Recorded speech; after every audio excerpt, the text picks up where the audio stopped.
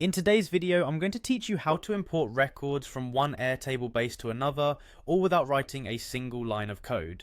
If you're working with different projects or need to merge data from various sources, this streamlined method will make the process a breeze. Let's dive in and see how it's done. First things first, we'll start by heading over to Airtable's website. Open your web browser and navigate to airtable.com. Once you're there, you'll need to sign in if you aren't already. So look for the sign in button and give it a click. This action will guide you to the login page. Here, enter your account credentials. If you've set up two-factor authentication, make sure to have your phone or verification device nearby to complete the sign-in process securely. After logging in, click on Continue to proceed to the main Airtable interface, where all your bases are conveniently displayed. Now that you're on your home page, it's time to select the specific base where you want your new data to land. Scan through your bases and click on the one you've chosen for this import. In this base, you'll notice an option to add or import a table. This feature is typically found towards the bottom of the page. Click on the Add or Import a Table button.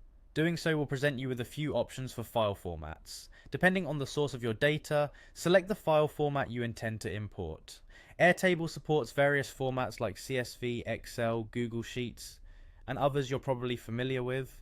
Choose the one that matches your data source to ensure a smooth import process. Next, you'll need to pinpoint the exact file you wish to import.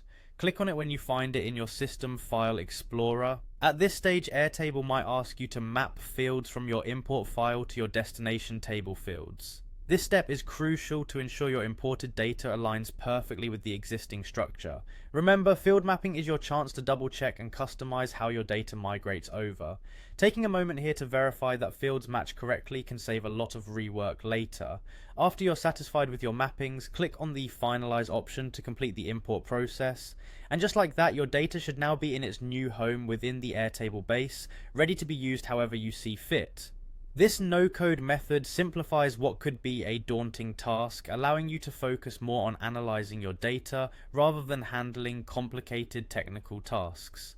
Thanks for joining me today. I hope this was helpful, and now importing data between Airtable bases will be a quick and seamless part of your workflow. Feel free to leave any questions or comments below. Happy organizing, and see you in our next session.